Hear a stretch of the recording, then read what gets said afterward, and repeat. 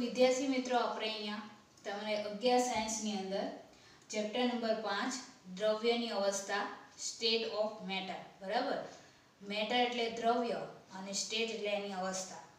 તો દ્રવ્યની અવસ્થા વિશે આ ચેપ્ટરની અંદર આપણે ભણવાનું છે બરાબર. હવે વિદ્યાર્થી મિત્રો તમને ખબર છે કે આગળના જે બી ચેપ્ટર ચાલે એ બધાની અંદર તમે દ્રવ્ય ખરેખર જથ્થાત્મક ગુણધર્મ સાથે સંકળાયેલો છે. એટલે એની અંદર દ્રવ્યની અંદર જથ્થાત્મક ગુણધર્મો હોય. દાખલા તરીકે તમે જે આગળના ચેપ્ટરની અંદર ભણી ગયા તો તમે દ્રવ્યના કઈ એકાકી કણ વિશે અથવા કણ વિશે ભણતા હતા. એટલે એની પરમાણુ કદ બરાબર, એની આયનીકરણ એન્થાલ્પી, ઇલેક્ટ્રોન પ્રાપ્તિ એન્થાલ્પી બરાબર, પછી એની ધ્રુવીયતા. તો આ બધું તમે આગળના ચેપ્ટરની અંદર ભણી ગયા. પણ અહીંયા તમે દ્રવ્યને એકાકી કણ માટે ભણતા હતા. એટલે ખાલી એનો એક કણ હોય એના માટે તમે અહીંયા ભણતા હતા. પણ ખરેખર તો દ્રવ્ય કયા ગુણધર્મ સાથે સંકળાયેલો છે? જથ્થાત્મક ગુણધર્મ સાથે સંકળાયેલો છે. એટલે મીન્સ કે જથ્થાત્મક ગુણધર્મ એટલે શું? તો એની અંદર આપણે જે દ્રવ્ય છે તો દ્રવ્યની અંદર અણુ અને પરમાણુ કે આયનો કે જે હોય એ મોટી સંખ્યામાં રહેલા છે બરાબર. કોઈ દ્રવ્યની અંદર કોઈ એવું એકાકી કણ રહેલો ના હોય, બધા મોટી સંખ્યામાં અણુ રહેલા હોય, ઘણી બધી સંખ્યામાં એની અંદર પરમાણુ બધા રહેલા હોય અને એની અંદર ઘણા બધા આયનો રહેલા હોય બરાબર. તો હવે આની અંદર આગળ આપણે દ્રવ્યની અવસ્થા વિશે આપણે આની અંદર આગળ જોઈએ. હવે દ્રવ્યની અવસ્થા તો વિદ્યાર્થી મિત્રો તમને ખબર છે કે દ્રવ્યની ટોટલ તો આમ 4 અવસ્થા આપણે ગણીએ છીએ: ઘન, પ્રવાહી, વાયુ અને પ્લાઝમા. પણ પ્લાઝમા આપણે ગણતા નથી. આપણે અહીંયા 3 અવસ્થા એની ઘન, પ્રવાહી અને વાયુ બરાબર. દ્રવ્યની ટોટલ કેટલી અવસ્થા છે? તો ઘન, પ્રવાહી અને વાયુ. ઘન, પ્રવાહી અને વાયુ. તો આ ચેપ્ટરની અંદર આપણે દ્રવ્યની અવસ્થા વિશે ભણવાનું છે. હવે પહેલા ચેપ્ટરની અંદર તમે ભણી ગયા દ્રવ્યની અવસ્થા ઘન, પ્રવાહી અને વાયુ, અને ચોથી પ્લાઝમા છે પણ એ આપણે અહીંયા ગણતા નથી. આપણે આ મેઇન 3 લઈએ: ઘન, પ્રવાહી અને વાયુ. હવે જે આખું ચેપ્ટર છે એ આખા ચેપ્ટરની અંદર તમારે પ્રવાહી અને વાયુ અવસ્થા વસ્તુ પ્રવાહી અને વાયુ અવસ્થા એના કરતાં તેમાં વાયુ અવસ્થામાં સૌથી વધારે આખા ચેપ્ટરની અંદર ભણવાનું છે. અને ઘન અવસ્થાનું જે ચેપ્ટર છે એ તમારા 12 સાયન્સની અંદર પહેલું ચેપ્ટર છે બરાબર, ઘન અવસ્થા. તો અહીંયા ઘન અવસ્થા વિશે ભણીશું. તો વિદ્યાર્થી મિત્રો આપણે પહેલા ચેપ્ટરની અંદર તમે ભણી ગયા કે ઘન હોય તો એને ચોક્કસ આકાર અને કદ હોય, પ્રવાહી હોય તો એને ચોક્કસ આકાર એને ના હોય પણ ચોક્કસ કદ હોય, અને વાયુ હોય તો એને ચોક્કસ આકાર કે કદ હોતો નથી બરાબર. આ જે ઘન, પ્રવાહી અને વાયુ હોય તો એ તેની અંદર જે વચ્ચે પ્રવર્તું આકર્ષણ બળ, ઘન અવસ્થાની અંદર આકર્ષણ બળ કેવું હોય? વધારે હોય. પ્રવાહીમાં એના કરતાં ઓછું, અને વાયુમાં એના કરતાં પણ આકર્ષણ બળ કેવું હોય? સૌથી ઓછું હોય બરાબર. હવે આ બધું તમે આપણે પહેલા ચેપ્ટરની અંદર ભણી ગયા. હવે બીજી વાત કરીએ કે દાખલા તરીકે ઘન, પ્રવાહી અને વાયુ અવસ્થાની અંદર તો આ ચેપ્ટરની અંદર મેં કીધું એમ કે તમારે વાયુ અવસ્થા વિશે સૌથી વધારે આ ચેપ્ટરની અંદર તમારે ભણવાનું આવશે બરાબર. હવે એના ભૌતિક ગુણધર્મો હોય દ્રવ્યના ઘન, પ્રવાહી અને વાયુ અવસ્થાના. ભૌતિક ગુણધર્મ કયા? એટલે એના તાપમાન, એનું ગલન બિંદુ છે બરાબર, પછી એનું ઉત્કલન બિંદુ હોય, પછી દ્રાવ્યતા. તો આ બધા એના ભૌતિક ગુણધર્મો કહેવાય. તો અવસ્થાના ભૌતિક ગુણધર્મો હોય તો જેમ અવસ્થા બદલાય એમ ભૌતિક ગુણધર્મો બદલાય. આ ધ્યાન રાખજો બરાબર. અવસ્થા બદલાય એમ ભૌતિક ગુણધર્મો બદલાય બરાબર. અવસ્થા બદલાય એટલે ભૌતિક ગુણધર્મો બદલાય.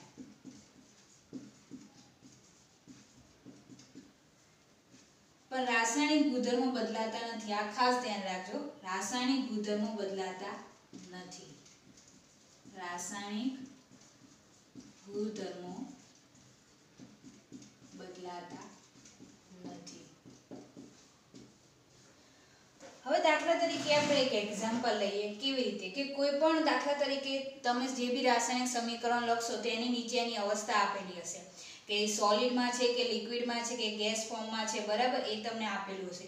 તો દાખલા તરીકે કોઈ પણ દ્રવ્ય હોય તો એની અવસ્થા બદલાય તો એના ભૌતિક ગુણધર્મો બદલાય, પણ રાસાયણિક ગુણધર્મો બદલાતા નથી. દાખલા તરીકે આપણે કોઈ એક પદાર્થ લઈએ બરાબર, H2O લઈએ છીએ બરાબર. તો H2O સોલિડ હોય, પછી લિક્વિડ હોય અને ગેસ ત્રણેય ફોર્મમાં હોય, પણ એનું અણુસૂત્ર તો શું આવશે? H2O જ આવશે બરાબર. ઘન અવસ્થામાં હોય, પ્રવાહી અવસ્થામાં હોય અને વાયુ અવસ્થામાં હોય. 3 અવસ્થાની અંદર તમને જોવા મળે.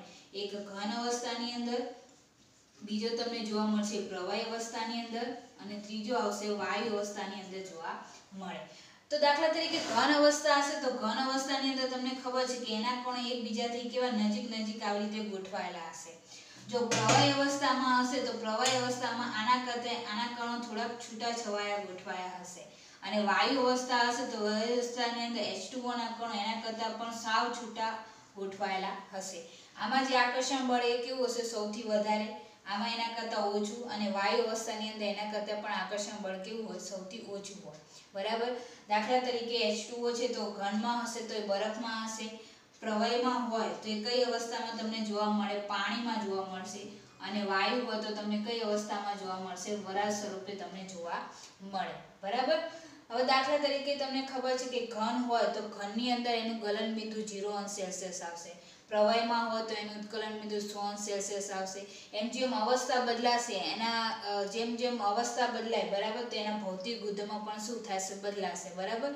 તો આ રીતે હવે દાખલા તરીકે રાસાયણિક ગુણધર્મો બદલાતા નથી. રાસાયણિક ગુણધર્મો બનાતા નથી એટલે દાખલા તરીકે રાસાયણિક ગુણધર્મો એટલે દાખલા તરીકે H2O છે બરાબર. H2O માની લો કે કોઈ એક પદાર્થ બરાબર એ પદાર્થ મેં નામ આપેલું છે એની સાથે પ્રક્રિયા કરશે તો એમાંથી તમને શું મળશે? નિપજ મળશે. બરાબર. H2O આપણે એક પદાર્થ લીધો છે એ કોઈ બીજા એક પદાર્થ એ સાથે પ્રક્રિયા કરે છે તો નિપજ બને છે. બરાબર. તો રાસાયણિક ગુણધર્મોની અંદર એ એની અણુઓની ઉર્જા બરાબર એ અણુની ઉર્જા ઉપર એની અંદર રાસાયણિક ગુણધર્મોની લાક્ષણિકતા એ અણુની ઉર્જા ઉપર આધાર રાખે. દાખલા તરીકે H2O છે દાખલા તરીકે ઘન અવસ્થામાં હોય અને એની જોડે કોઈ આપણે H2O 3 અવસ્થામાં લઈએ ઘન, પ્રવાહી અને વાયુ ત્રણેય અવસ્થામાં મેં H2O લીધો. ત્રણેયની અંદર હું એ પદાર્થ નાખીશ તો ત્રણેયની અંદર તમને શું મળશે? નિપજ તો ત્રણેયની અંદર એક સરખી જ મળશે. બરાબર. પણ દાખલા તરીકે વાયુ અવસ્થામાં H2O હોય તો એ સાથે પ્રક્રિયા કરીને ઝડપી પ્રક્રિયા કરીને ઝડપી નિપજ આપશે. કારણ કે વાયુ અવસ્થામાં H2O ના અણુઓ કેવા હોય? મુક્ત હોય. એટલે એ પદાર્થ સાથે ઝડપી પ્રક્રિયા કરીને નિપજ ઝડપી આપશે. બીજું પ્રવાહી અવસ્થામાં જો H2O લો તો એ સાથે પ્રક્રિયા કરી વાયુ અવસ્થા કરતાં એના કરતાં થોડોક વધારે સમય લાગશે અને નિપજ આપશે. અને H2O જો તમે બરફ એટલે ઘન સ્વરૂપમાં લો તો ત્યારે એમાંથી પહેલા H2O ના અણુ ધીરે ધીરે મુક્ત થાય પછી એ સાથે પ્રક્રિયા કરીને અને પછી નિપજ આપે. એટલે આમાં વધારે સમય લાગે નિપજ આપતા, આમાં એના કરતાં ઓછો. અને વાયુ અવસ્થામાં એના કરતાં પણ સાવ ઓછો સમય લાગે. એટલે રાસાયણિક ગુણધર્મો હોય તો એ રાસાયણિક પ્રક્રિયાનો વેગ બરાબર એ પ્રક્રિયાનો વેગ નક્કી કરે. પ્રક્રિયાનો વેગ એટલે મીન્સ કે આની અંદર પ્રક્રિયા ઝડપી થાય છે, આની અંદર એના કરતાં થોડી ધીમી અને આની અંદર એના કરતાં પણ ધીમી થાય. બરાબર. એટલે રાસાયણિક ગુણધર્મો ના બદલાય એટલે એની નિપજ તો એની એ જ પણ ખાલી એનો પ્રક્રિયાનો વેગ બદલાય છે. બરાબર. તમે જે અવસ્થા લો એ પ્રમાણે એનો વેગ બદલાય. દાખલા તરીકે ઉદ્દીપક છે તો એ પ્રક્રિયાનો વેગ વધારવા અથવા ઘટાડવામાં એ શું કરે? મદદ કરે. એ તમને ખબર છે. અમુક વખત ઉદ્દીપક એ તમને ખબર હોય કે સોલિડ, લિક્વિડ કે ગેસ ફોર્મમાં આપેલા હોય. બરાબર. તો એ રીતે આ ખાસ યાદ રાખવાનું કે અવસ્થા બદલાય તો એના ભૌતિક ગુણધર્મો બદલાય. બરાબર. પણ એની રાસાયણિક ગુણધર્મો બદલાતા નથી. હવે દાખલા તરીકે બીજું એકાકી કણ વિશે કહીએ તો દાખલા તરીકે પાણી છે તો પાણીને જ્યારે તમે ગરમ કરશો ત્યારે એ શેમાં બને? બાષ્પમાં રૂપાંતર થાય. તો જ્યારે પાણીને ગરમ કરીને આપણે બાષ્પમાં રૂપાંતર થશે ત્યારે કોઈ પાણીનો એકલો અણુ એમાંથી દૂર થતો નથી. પાણીનો આખો જથ્થો હોય બધો જથ્થો એટલે પાણીના જેટલા બી અણુ હોય બધા અણુ એમાંથી શું થઈ જશે? દૂર થઈ જશે. બરાબર. એવી જ રીતે પાણીનો કોઈ એકલો કણ હોય તો એ પાણી ભીંજવવાનો ગુણધર્મ ધરાવે એટલે કોઈની સાથે ભીંજે. દાખલા તરીકે માટી હોય તો માટીની અંદર તમે પાણી નાખશો તો પાણી હોય તો એ પાણી માટીના આખા સ્તરને ભીંજવશે, કોઈ એક કણને ભીંજવતો નથી. તો એવી જ રીતે પાણીનો જે એકાકી કણ હોય એ કોઈ એકાકી કણ કામ ના કરે. એનો આખા જે બધા અણુ હોય આખો જથ્થો હોય એ બધો જથ્થો એની અંદર કામ કરશે. બરાબર. તો વિદ્યાર્થી મિત્રો આપણે આ તમારી પ્રસ્તાવના હતી. બરાબર. હવે દ્રવ્યનું બિહેવ દરેક અવસ્થાની અંદર દ્રવ્ય એટલે કે કોઈ પણ પદાર્થ એ દરેક અવસ્થાની અંદર એનું વર્તણૂક કેવું હોય બરાબર એમની અંદર કયું બળ ઉત્પન્ન થાય છે બરાબર એના વિશે આપણે ભણીએ. બરાબર. હવે એના વિશે ડિટેલ્સમાં ભણીશું કે એમની વચ્ચે પ્રવર્તતા આંતરાણુય બળ, પછી આંતરાણુય બળનો સ્વભાવ બરાબર, પછી એની અંદર ઉષ્મીય ઉર્જા. તો આ બધું તમારે આ ચેપ્ટરની અંદર અહીંયા ભણવાનું છે. બરાબર. તો હવે એમાં પહેલા આપણે જોઈએ આંતરાણુય બળ.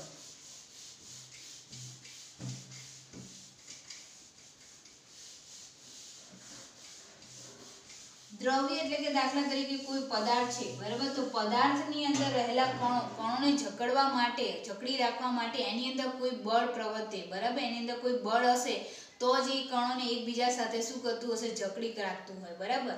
તો એ બળ વિશે આપણે અહીંયા ભણવાનું છે. તો એ બળ એટલે કે આંતરઆણ્વીય બળ, બરાબર. તો પહેલો ટોપિક છે તમારો આંતરઆણ્વીય બળ. આંતરઆણ્વીય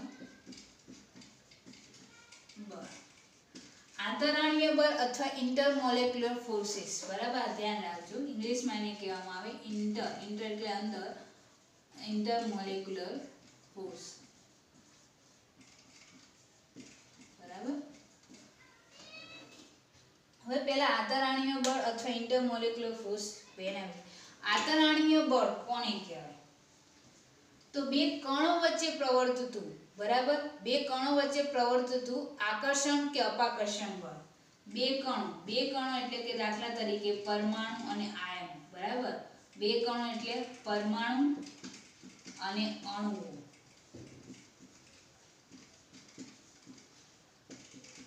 બે કણો એટલે કે પરમાણુ અને અણુઓ વચ્ચે પ્રવર્તતું એટલે કે ઉત્પન્ન થતું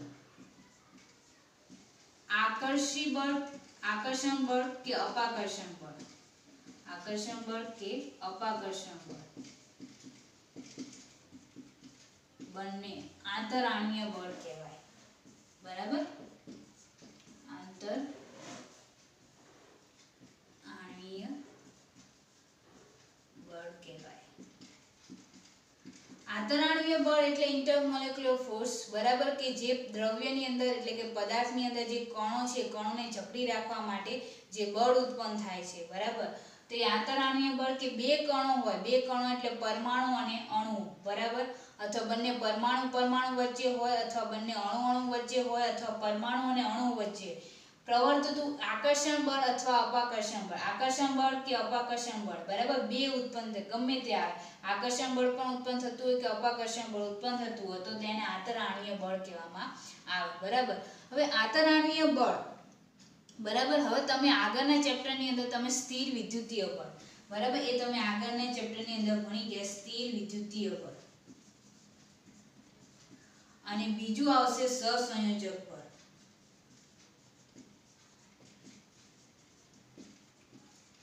બરાબર, સ્થિર વિદ્યુતીય બળ એ તમે આગળના ચેપ્ટરમાં તમે ભણી ગયા, આગળના ચોથા ચેપ્ટરની અંદર, કે સ્થિર વિદ્યુતીય બળ એ બે આયન વચ્ચે ઉત્પન્ન થતું હોય, બરાબર, ઇલેક્ટ્રોસ્ટેટિક ફોર્સ તરીકે ઓળખવામાં આવે, કે જે બે આયન વચ્ચે જે ઉત્પન્ન થતું હોય એને કહેવામાં આવે સ્થિર વિદ્યુતીય બળ, બરાબર.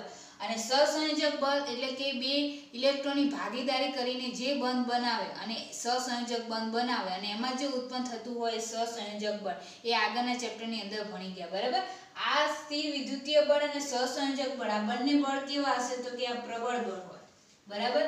એના પછી આંતરઆણ્વીય બળ, બરાબર, અને આંતરઆણ્વીય બળ તો એને બીજું કેવું હોય તો વાન્ડરવાલ્સ બળ તરીકે પણ ઓળખવામાં આવે. ડચ વૈજ્ઞાનિક હતો, બરાબર, જોહાનિસ વાન્ડરવાલ્સ, એના પરથી એનું નામ આવ્યું વાન્ડરવાલ્સ બળ, બરાબર. વાન્ડરવાલ્સ બળ એ આકર્ષી પ્રકારનું બળ હોય, એટલે બે કણ વચ્ચે પ્રવર્તતું નિર્બળ આંતરઆણ્વીય આકર્ષણ બળ, બરાબર. એટલે બીજું આવશે તમારે વાન્ડરવાલ્સ આકર્ષણ બળ.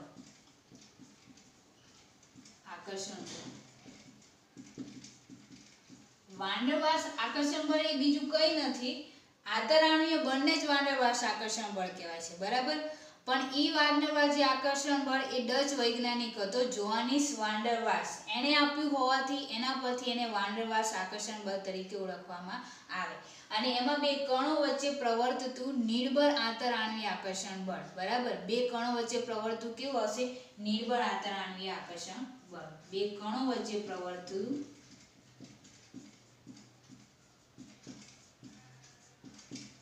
નિર્બળ આંતરઆણ્વીય આકર્ષણ બળ.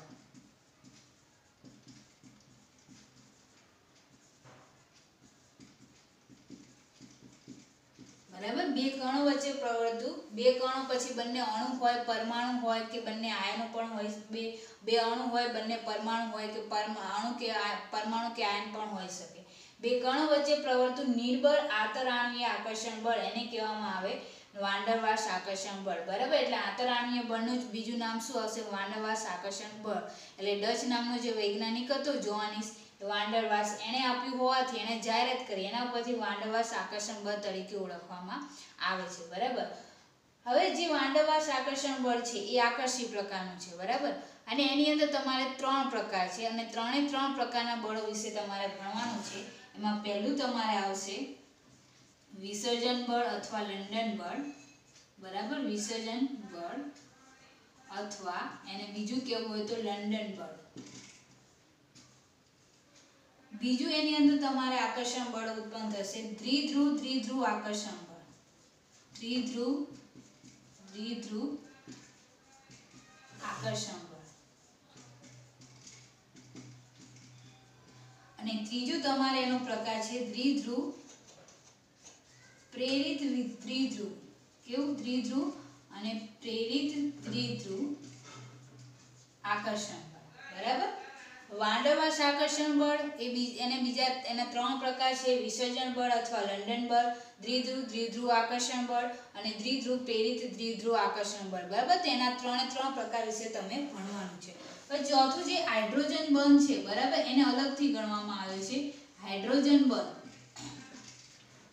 હવે જે હાઇડ્રોજન બંધ છે, બરાબર, એ હાઇડ્રોજન બંધની હાઇડ્રોજનની દાખલા તરીકે વિદ્યુત ઋણ પદાર્થો કયા? દાખલા તરીકે ઓક્સિજન, ક્લોરીન, ફ્લોરીન અને નાઇટ્રોજન સાથે બંધ બનાવે કે જેની વિદ્યુત ઋણતા વધારે હોય એની સાથે જે બંધ બનાવશે એ કયો આવશે? હાઇડ્રોજન બંધ આવશે. તો આ તમારે 3 અલગ અલગ પ્રકારના બળ છે, બરાબર. આ સ્થિર વિદ્યુતીય બળ, સહસંયોજક બળ એ સૌથી વધારે પ્રબળ હોય, એ તમે આગળ ચોથા ચેપ્ટરની અંદર ભણી ગયા. વાન ડર વાલ્સ આકર્ષણ બળ એ સ્થિર વિદ્યુતીય બળ અને સહસંયોજક બળ કરતાં કેવું આવશે? નિર્બળ આવશે. એટલે નિર્બળ અને બે કણો વચ્ચે ઉત્પન્ન થતું હોય, બરાબર. બે કણ વચ્ચે એની અંદર ઉત્પન્ન થતું હોય એ નિર્બળ આંતરાણુય આકર્ષણ બળ. વાન ડર વાલ્સ નામના વૈજ્ઞાનિકે આપ્યું હોવાથી એને વાન ડર વાલ્સ આકર્ષણ બળ કહે છે. એ આંતરાણુય બળને જ વાન ડર વાલ્સ આકર્ષણ બળ કહેવાય, બરાબર. એના 3 પ્રકાર છે: વિસર્જન બળ અથવા લંડન બળ, દ્વિધ્રુવ આકર્ષણ બળ અને દ્વિધ્રુવ પ્રેરિત દ્વિધ્રુવ બળ. અને છેલ્લું તમારે એક આવશે હાઇડ્રોજન બંધ, કે હાઇડ્રોજન એ વધારે વિદ્યુત ઋણતાવાળા પદાર્થો છે, ઓક્સિજન, ક્લોરીન, ફ્લોરીન અને નાઇટ્રોજન, એની સાથે બંધ બનાવે છે. તો એમાં જે ઉત્પન્ન થતો એ બંધ કયો આવશે? તો હાઇડ્રોજન બંધ તરીકે ઓળખવામાં આવે, બરાબર. તો હવે આપણે આના પ્રકાર વિશે જોઈએ, બરાબર, કે આ બધાના પ્રકાર જે છે તમારે એના વિશે આપણે આગળ જોઈએ.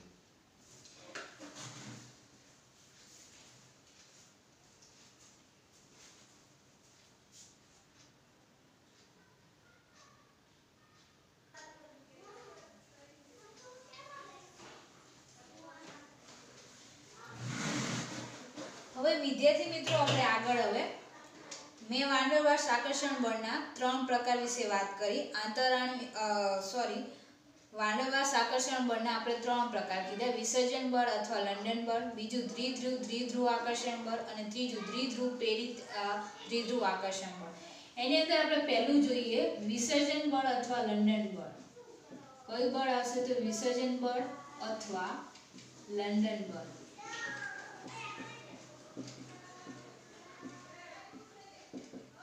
લંડન બળ એટલા માટે કહેવામાં આવે કે જે આ બંને કણ વચ્ચે પ્રવર્તું જે આકર્ષણ બળ છે એ જર્મન વૈજ્ઞાનિક ફિટ્ઝ લંડન નામના વૈજ્ઞાનિકે શોધ કરી હોવાથી એને લંડન બળ કહેવાય. કયો?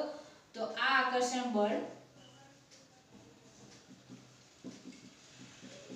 બળ વિશે જર્મન વૈજ્ઞાનિક, બરાબર, જર્મન ભૌતિકશાસ્ત્રી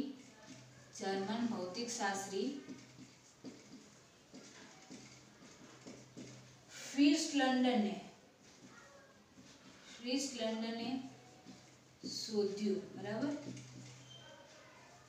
હોવાથી તેને લંડન બળ કહેવાય. લંડન બળ કહેવાય. હવે વિદ્યાર્થી મિત્રો આ બળ કોના વિશે ઉત્પન્ન થાય? તો બે પરમાણુ વચ્ચે અથવા બે અધ્રુવીય અણુ વચ્ચે, બરાબર. દાખલા તરીકે કોની વચ્ચે ઉત્પન્ન થશે? તો અધ્રુવીય અણુ વચ્ચે અથવા બે પરમાણુ વચ્ચે.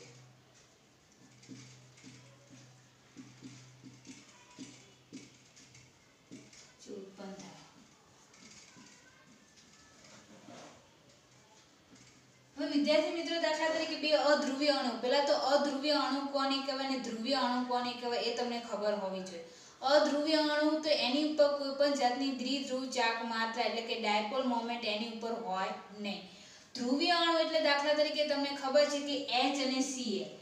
H અને Cl હોય તો H અને Cl વચ્ચે રહેલા જે બંધમાં ભાગીદારીમાં રહેલા બે ઇલેક્ટ્રોન યુગ્મ, બરાબર, એટલે કે બે ઇલેક્ટ્રોન, એમાં Cl ની વિદ્યુત ઋણતા કેવી હોય? સૌથી વધારે હોય. એટલે Cl ની વિદ્યુત ઋણતા વધારે હોય એટલે આ ઇલેક્ટ્રોન યુગ્મને આ શું કરશે? પોતાની તરફ શું કરશે? આકર્ષશે. પોતાની તરફ આકર્ષે તો એના કારણે હાઇડ્રોજન ઉપર આંશિક ધન વીજભાર અને ક્લોરીન ઉપર આંશિક ઋણ વીજભાર ઉત્પન્ન થાય. અને એ જે બંધ બને એને કયો બંધ કહેવામાં આવે? ધ્રુવીય બંધ. અને એ અણુને કયો અણુ કહેવામાં આવે? ધ્રુવીય અણુ તરીકે ઓળખવામાં આવે.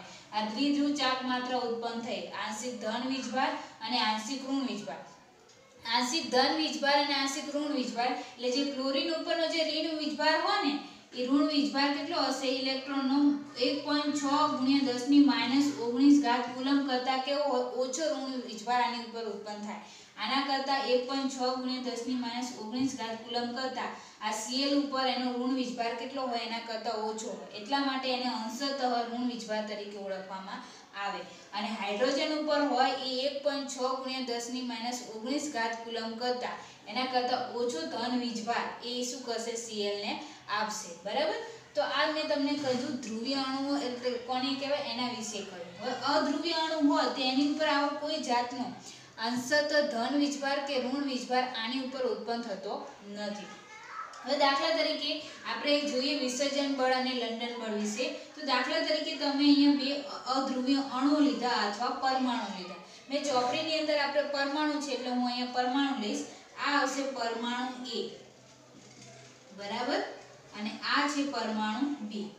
એની જગ્યાએ તમે અહીંયા બે અધ્રુવીય અણુ પણ લઈ શકો. બે અધ્રુવીય અણુ દાખલા તરીકે H2 બે લઈ શકાય, બરાબર. તો આ પરમાણુ E અને પરમાણુ B. હવે તમને ખબર છે કે બંને અધ્રુવીય અણુ હોય અથવા બંને પરમાણુ હોય તો એની કેન્દ્રની અંદર જે હોય એ કયો વીજભાર રહેલો છે? ધન વીજભાર રહેલો હશે બંનેના કેન્દ્રની અંદર, બરાબર. અને વિદ્યુતીય રીતે તટસ્થ હોય એટલે જેટલો કેન્દ્રની અંદર ધન વીજભાર હોય તો એટલો ને એટલો કે એમાં શું હશે? ઇલેક્ટ્રોનનો ઋણ વીજભાર પણ ત્યાં હોય. પણ ઇલેક્ટ્રોનનો ઋણ વીજભાર એ આખો જે આ ઇલેક્ટ્રોનનું વાદળ હોય એ અહીંયા સમગ્ર રીતે એટલે સંમિત રીતે શું હશે? વહેંચાયેલું હશે, બરાબર. અથવા ઇલેક્ટ્રોનનું ભાર વાદળ કહેવાય અથવા ઇલેક્ટ્રોન. તો અહીંયા બધે તમે જુઓ તો ઇલેક્ટ્રોન અહીંયા બધે શું કરાય? આવી રીતના સંમિત રીતે અહીંયા શું હશે? બધા વહેંચાયેલા હશે, બરાબર. આ રીતે બધા એવી રીતે આની અંદર પણ એ રીતે થાય કે સમગ્રની અંદર આખા ઇલેક્ટ્રોન શું થશે? સંમિત રીતે સરખી રીતે અહીંયા વહેંચાયેલા હોય, બરાબર. હવે દાખલા તરીકે જ્યારે પરમાણુ E અને પરમાણુ B વિદ્યુત રીતે તટસ્થ હોય ત્યારે એની અંદર કેન્દ્રમાં ધન વીજભાર હોય અને એટલો જ ઋણ વીજભાર આખા એટલે કે ઇલેક્ટ્રોનનું આખું વાદળ સંમિત રીતે એટલે સરખી રીતે આખું વહેંચાયેલું હોય. પણ જ્યારે થોડા સમય માટે શું થશે? આપણે આને આપી આકૃતિ નંબર A. હવે B, આકૃતિ નંબર B. એની અંદર થોડાક સમય માટે એટલે ક્ષણિક સમય માટે શું થશે? ક્ષણિક સમય માટે પરમાણુ A ની અંદર, બરાબર, પરમાણુ A ની અંદર ક્ષણિક સમય એટલે થોડા સમય માટે એના ઇલેક્ટ્રોનનું જે વાદળ છે, આ જે ઇલેક્ટ્રોન સમગ્ર રીતે વહેંચાયેલા છે એની જગ્યાએ બધા એક બાજુ, બરાબર, ઇલેક્ટ્રોન અહીંયા બધા ગોઠવાઈ જશે. એટલે ઇલેક્ટ્રોન ઘનતા એની એક બાજુ કેવી થઈ જશે? આ બાજુ વધી જશે અને આ બાજુ એનો ધન વીજભાર ખસેડી જશે, બરાબર. થોડા સમય બાજુ ઇલેક્ટ્રોન બધા ડાબી બાજુ આ બાજુ શું થાય છે? ખસેડી જાય છે, બરાબર. ઇલેક્ટ્રોન ભારની ઘનતા આ બાજુ વધી જાય છે. તો પરિણામે સામે જે પરમાણુ B છે, જ્યારે પરમાણુ B એની નજીક આવે છે એટલે જો આની અંદર એ થોડા સમય માટે ઇલેક્ટ્રોનનું જે વાદળ છે અથવા ઇલેક્ટ્રોન ભાર છે એક બાજુ તરફ ખસેડી જાય છે તો પરિણામે આની ઉપર આંશિક ઋણ વીજભાર અને આંશિક ધન વીજભાર ઉત્પન્ન થશે, બરાબર. અહીંથી બધા ઇલેક્ટ્રોન આ બાજુ જતા રહે એટલે અહીંયા આંશિક ઋણ વીજભાર ઉત્પન્ન થયો. હવે અહીંયા ખાલી શું રહેશે? પ્લસ જ રહેશે, બરાબર. બધા ધન વીજભાર રહેશે એટલે એની ઉપર આંશિક શું આવશે? ધન વીજભાર થશે, બરાબર. તો આના કારણે આ પરમાણુ એ થોડા સમય માટે શું બનશે? ધ્રુવીય બનશે, બરાબર. એટલે આની અંદર શું ઉત્પન્ન થાય? ધ્રુવીયતા આ શું કરશે? વિકસાવશે. તો એ સમય જ્યારે પરમાણુ B શું કરશે? એની નજીક આવે છે. આ પરમાણુ B શું આવશે? એની નજીક આવશે.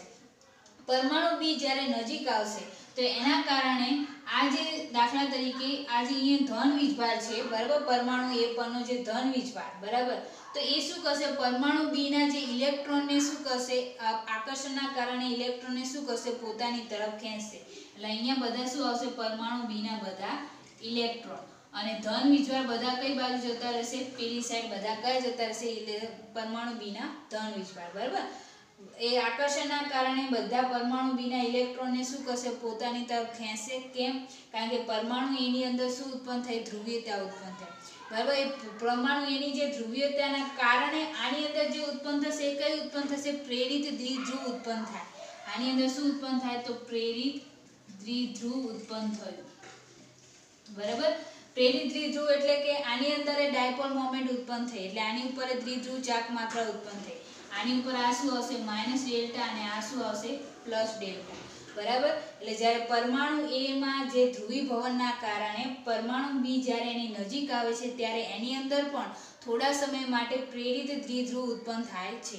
એટલે પરમાણુ બી ના ઇલેક્ટ્રોન એ પરમાણુ એ ના ધન વીજભાર તરફ શું થશે, ખેંચાશે બરાબર.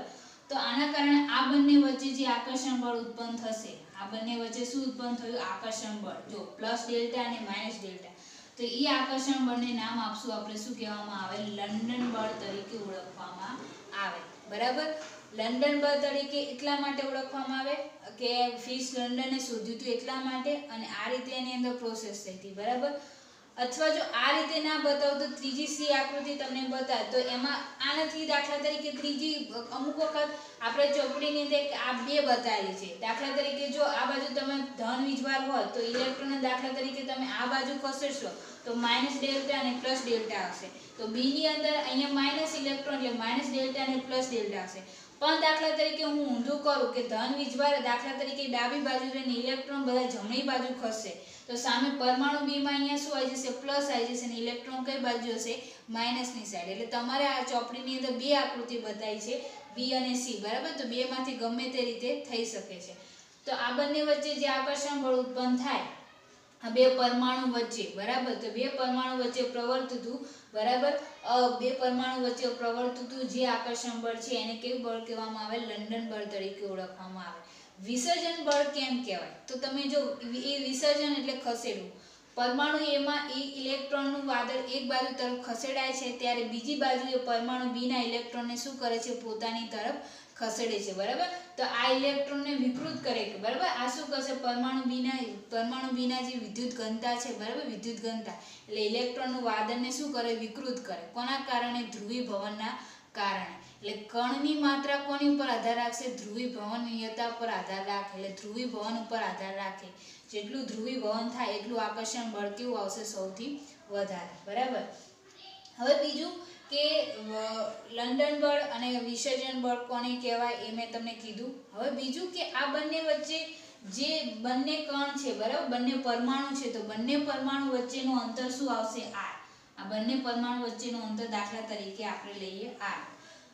તો બંને વચ્ચે પ્રવર્તતું જે આકર્ષણ બળ છે બરાબર, એ આકર્ષણ બળ બરાબર એની જે આકર્ષણ બળની ઉર્જા એટલે કે બંને વચ્ચેની પારસ્પરિક ઉર્જા E બરાબર કોના ઉપર આધાર રાખે, તો અંતર ઉપર આધાર રાખે, 1/r/6 બરાબર. એટલે જેટલું અંતર વધારે એટલી ઉર્જા ઓછી બરાબર. જેટલું અંતર વધારે હશે બરાબર, લાંબુ અંતર વધી જાય તો એ વચ્ચેનું આકર્ષણ બળની માત્રા કેવી થઈ જાય, ઓછી થઈ જાય. અને જેટલું અંતર ઓછું તો એ બંને વચ્ચે આકર્ષણ બળ કેવું હશે, સૌથી વધારે હશે. એટલે આકર્ષણ બળની માત્રા એટલે કે પારસ્પરિક ઉર્જા એટલે કે બંને વચ્ચેની પારસ્પરિક ઉર્જા E 1/r/6 એટલે અંતરની 6 ઘાતના વ્યસ્ત પ્રમાણમાં હોય. હવે તમને એમના મેં ખબર પડે, દાખલા તરીકે એક કણ અહીંયા હોય અને એક કણ બહુ જ દૂર હોય તો એ બંને વચ્ચે આકર્ષણ બળ કેવું લાગવાનું, ઓછું લાગવાનું. કેમ? કારણ કે અંતર કેવું થઈ ગયું, વધી ગયું, તો ત્યાં આકર્ષણ બળ લાગે નહીં બરાબર.